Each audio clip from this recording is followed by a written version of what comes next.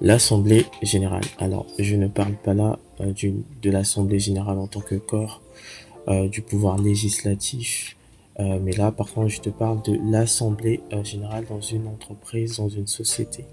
Donc, ça sera l'objet de la vidéo d'aujourd'hui.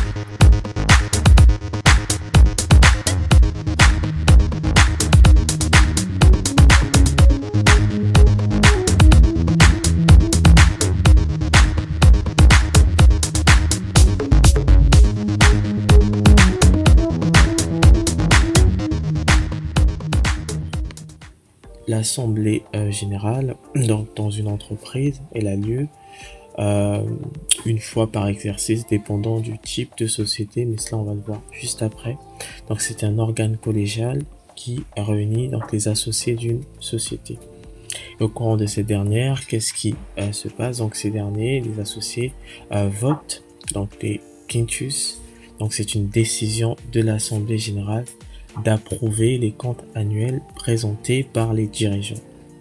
Et donc, cette assemblée générale peut nécessiter un nombre minimum d'associés pour que ces dernières puissent avoir lieu et que les décisions qui sont prises soient donc valables. Donc, on parle là d'un quorum. Alors, on distingue l'assemblée générale ordinaire et l'assemblée générale extraordinaire. Mais dans cette vidéo, on va se focaliser essentiellement sur l'Assemblée générale ordinaire. Alors, donc l'Assemblée générale ordinaire, elle a lieu et nécessite certaines conditions. Notamment, faut savoir que voilà, dans une entreprise, les associés sont amenés constamment à prendre part à la vie active de cette dernière, parce que grand nombre de décisions nécessitent leur approbation. Et évidemment, certains associés ne participent pas et se contentent simplement des aspects pécuniaires que confère le titre d'associé. Donc, l'Assemblée générale ordinaire doit se tenir au moins une fois par exercice. Donc, dans une société anonyme, dans une société à responsabilité limitée. Et donc, faut savoir que dans une SA, une société anonyme, elle doit se réunir dans les 6 mois qui précèdent donc la clôture d'un exercice.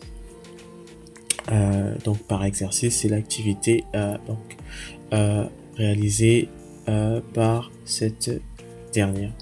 Donc, si cela se révèle être impossible, c'est-à-dire de respecter donc les délais, le dirigeant doit obtenir du président du tribunal de commerce l'autorisation de reporter la date. Faute de quoi, il commet une faute de gestion. Et au courant donc de cette dernière, un ordre du jour doit être rédigé avec l'ensemble des questions qui feront l'objet du débat. Donc aucune question supplémentaire qui n'a pas été au préalable inscrite dans cette dernière ne sera abordée.